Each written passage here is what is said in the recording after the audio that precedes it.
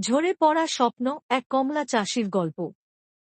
যশোরের কেশবপুর উপজেলার আলতাপোল গ্রামে ২০ শতক জমির ওপর গড়ে উঠেছে এক পরিশ্রমী নারীর স্বপ্ন, একটি কমলা বাগান।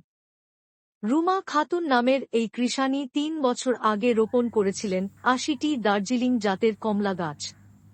গাছগুলো আজ ফল দিতে শুরু করেছে, কিন্তু সেই ফল থাকছে না গাছে। দুঃখের সঙ্গে বলতে হয়, প্রতিটি গাছে ৩ ভাগের ২ ভাগ কমলা ঝরে পড়ে যাচ্ছে। আর বাকি যেটুকু আছে সেগুলোও ঝরে যাচ্ছে একে একে। কৃষি অফিসের পরামর্শে ওষুধ প্রয়োগ করেও ফল পাওয়া যাচ্ছে না।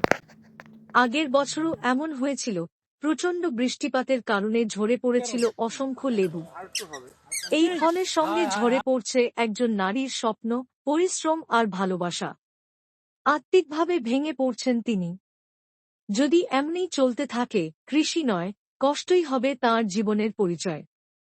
প্রয়োজন এখন দীর্ঘমেয়াদী সমাধান, শুধু পরামর্শ নয়, পাশে দাঁড়ানো। না হলে শুধু ফল নয়, হারিয়ে যাবে আরও একটি সম্ভাবনা। কৃষকের পাশে থাকুন, স্বপ্ন বাঁচান।